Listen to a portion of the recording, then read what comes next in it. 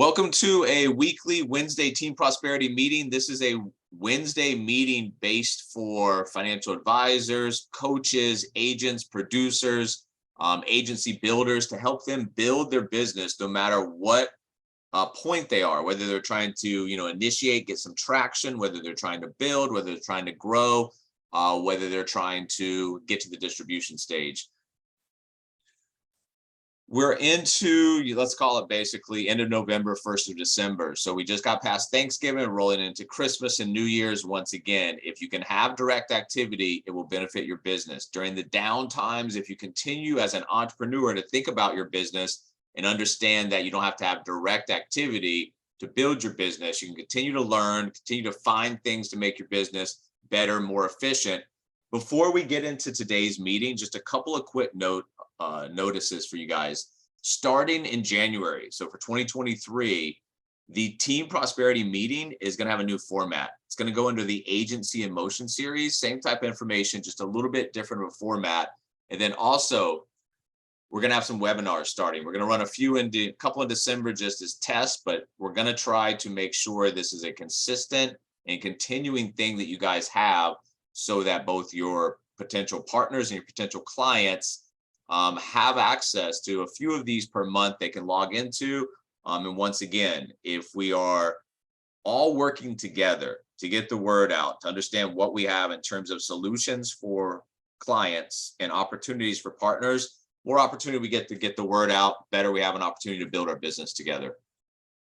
So this week we are talking about a very important part of your business model, which is forging those partnerships to help build the business. Now, we're not talking about hands out, anybody coming into your agency, doors wide open. We're talking about the select type of partner, the right type of partner to help you build your business. Remember, you guys, great companies, they grow. And in order to do that, you've got to hire, invest, and advertise.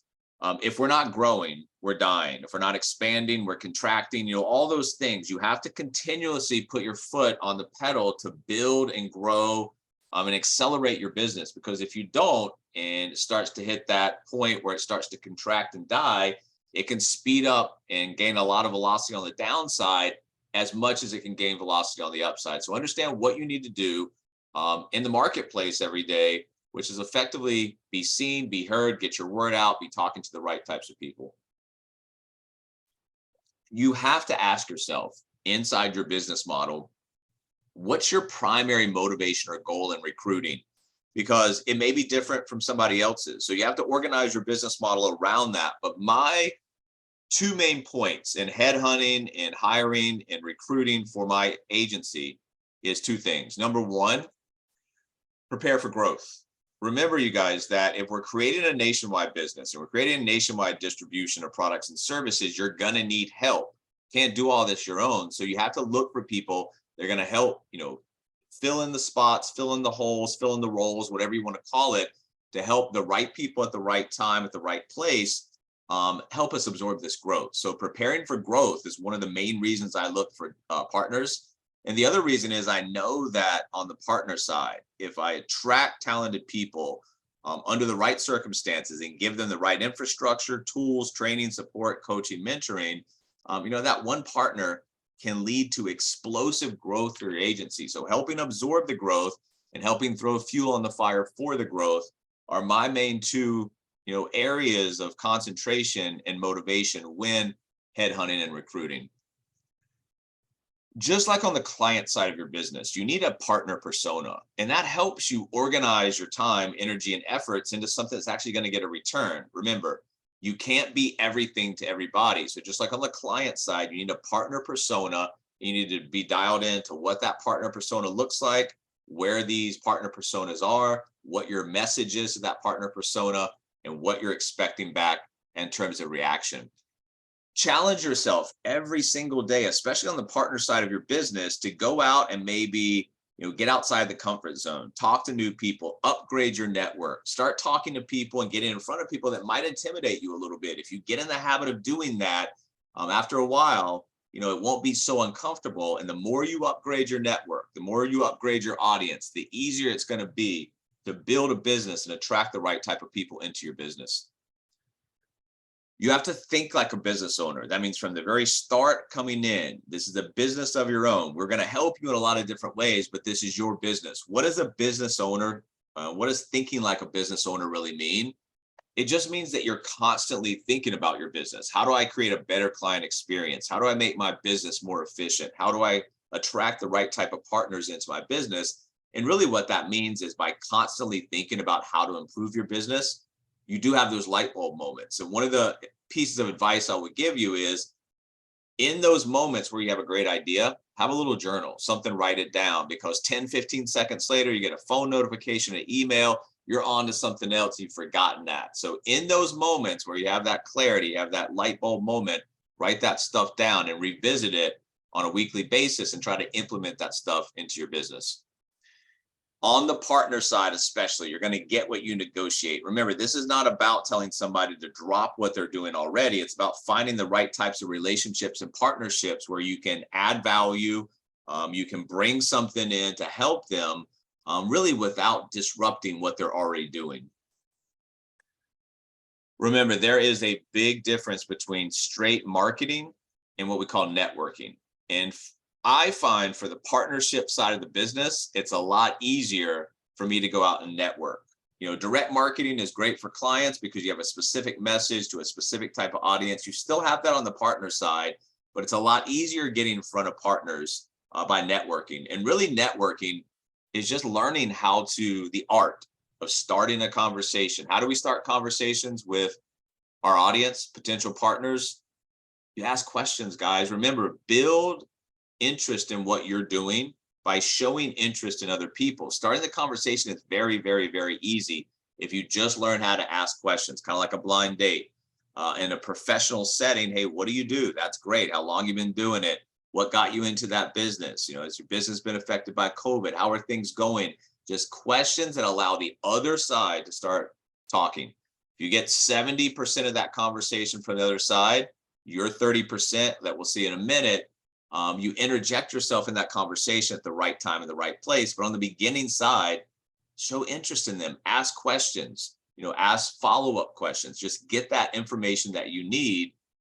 And then at the right point in the conversation, interject yourself with proposition. Hey, if I could, or how would you like to? Painting a picture of knowing exactly what to expect, depending on what you're propositioning here. And then on the backside, immediately not having to worry about knowing your partner persona, knowing those objections or the typical things that they bring up in conversations, and preemptively overcoming that with some of the upfront language. So yes, get them talking, ask questions at the right point, the right moment in that conversation. Interject yourself with how you guys could have a mutually beneficial partnership here. That conversation, when you're interjecting yourself, you're doing two main things. You're talking about the advantages of the partnership, the advantages of working with our organization, the advantages of accessing our infrastructure, our tools, our technology. And then you're also talking about, painting that picture. Hey, what does that look like? What would that mean for you? How would this look going forward? Because the advantages, painting the picture of what could be, now you're starting to get into the value propositions of what's meaningful for the other side. If you are looking to work with certain types of people, like small business owners, people that own certain types of practices, you have to understand that, in this era of big data, everything that you want, you can find. So just doing Google searches, just finding online directories. If I'm looking to work with CPAs, real estate agents, insurance agents, whatever it is, you can find these people online.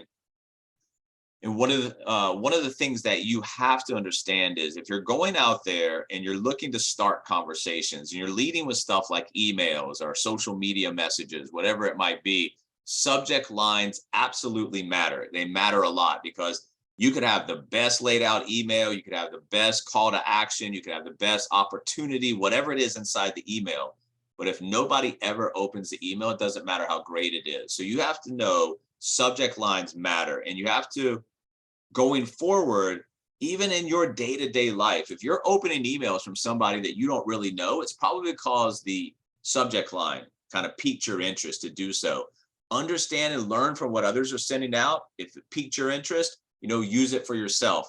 Subject lines matter. You have to understand that the time to get somebody's attention in our day with so much information flying is, a millisecond. So you have to understand that, and you have to organize yourself and your activity around getting people's attention. And then if you're posting stuff online, understand that you have that slight millisecond to get their attention. Understand what they're going to read first, and then what you'll read, and then this one, and then this one last. So your main point, has to be placed inside your post correctly. Your email subject lines have to be on point. This will greatly help the upfront conversion of getting that general interest, getting that conversation started. You need to front load your business. And just like the client side, if you front load your business with people that you want to work with, that you think would make good partners, and you're continuously having the same types of conversations day in, day out, this becomes a lot easier, because just like the client side, you're just sorting people into the right places. Is this person qualified, disqualified?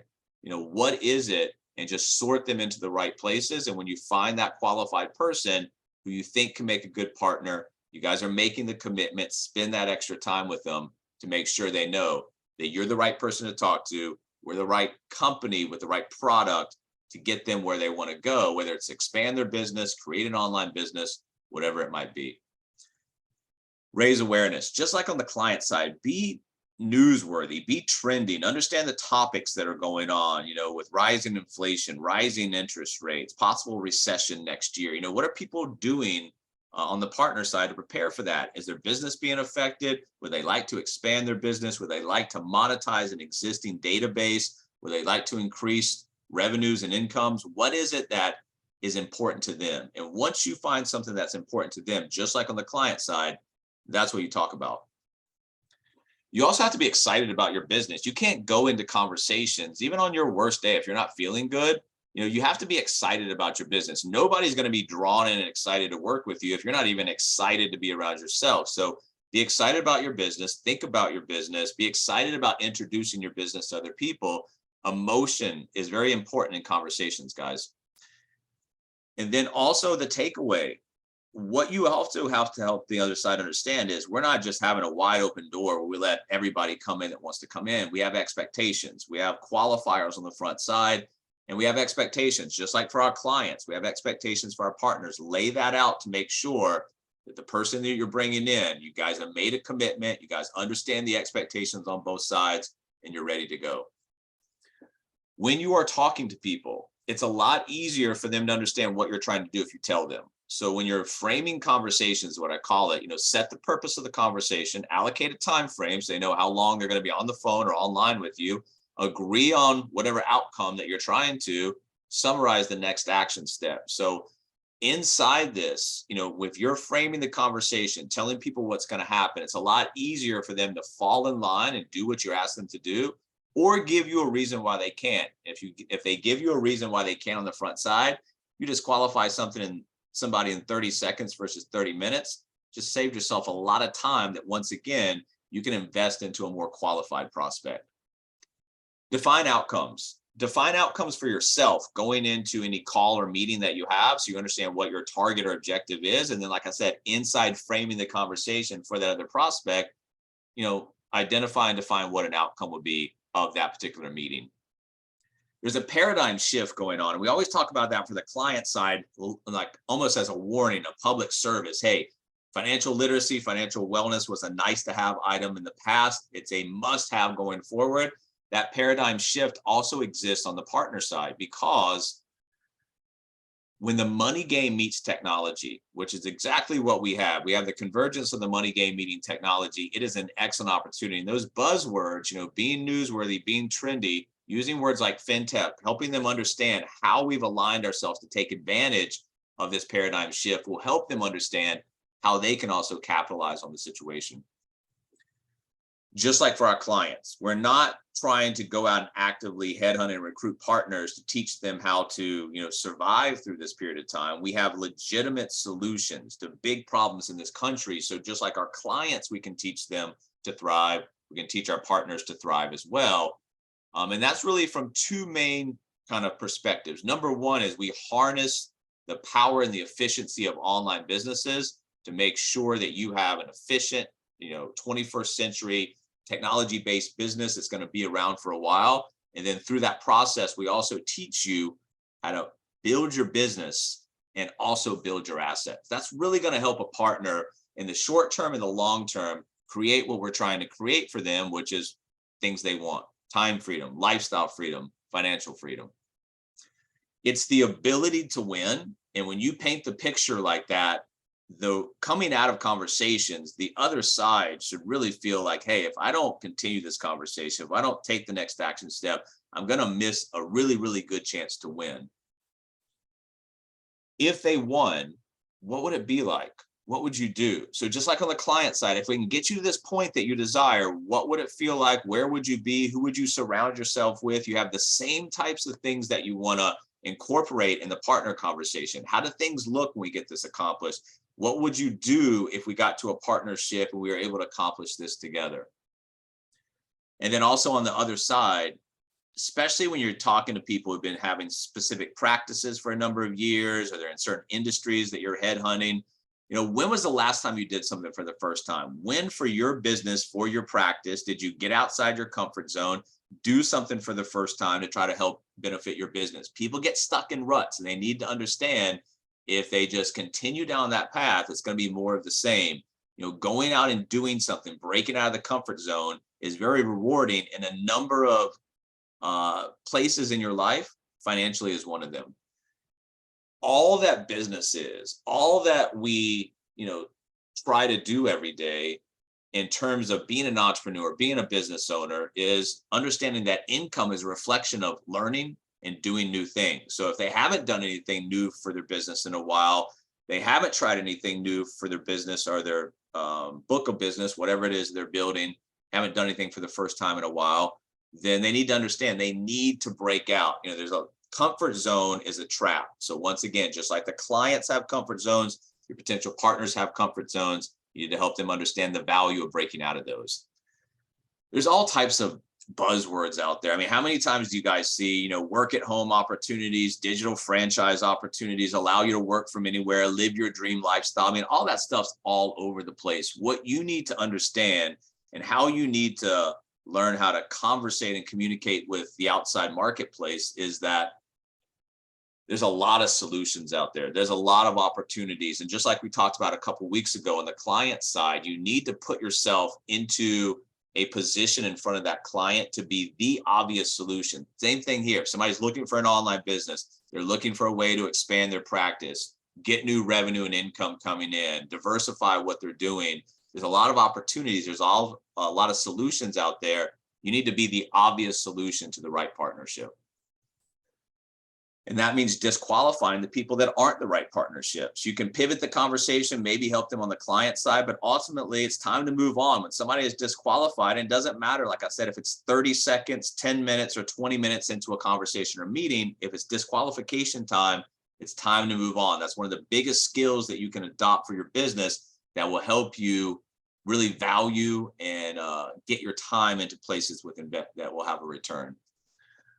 Inside conversations, guys, with your clients. If your client wants something, that's their priority, and that should be your number one priority in the conversation. Same thing here on the partner side. If your partner's trying to accomplish something, there's something they want to concentrate on, you can talk about a lot of other stuff, but it's meaningless to them. They've told you what they want to talk about. Concentrate on that and help them understand how you can be that person to help them achieve that goal, avoid that pain point, whatever it is. The priority of that particular person we're talking to should be the priority of the conversation. Along with that, they need to understand that they're not just coming in to something where we just throw them against the wall. We have training, support, we have infrastructure, we have a lot of things that includes mentoring. We know how to work with virtual sales teams, so they're not just going to be thrown out there like on a desert island. We know how to keep in contact with our partners. We know how to help our partners build in this virtual environment where so many other sales teams that are trying to adopt this type of organization struggle. And then on the backs of virtual sales teams, we know how to build high performance sales teams. One of our agencies just had, a record month for them. So we know how to build agencies. We know how to get them independent, but inside that, up until that point, we know how to, hold their hand. We know how to, coach and mentor them. We know how to get them to a point of independence that allows them, more progress, less stress. How do we do that? Because of our organization, our infrastructure, our virtual assembly line, everything that we have in place allows a new partner to come in to get everything they need so they don't panic.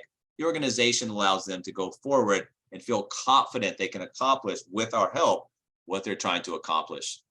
We can get somebody to, quote unquote, the top of the mountain. And that's one of the things that I think that we have a big advantage over, is we know how to do this. We know what works, what doesn't work. We know what partners, what clients we're searching for. So we're going to lay all that out, and we're going to trailblaze a path and allow each person coming into our business a better kind of opportunity than the ones before.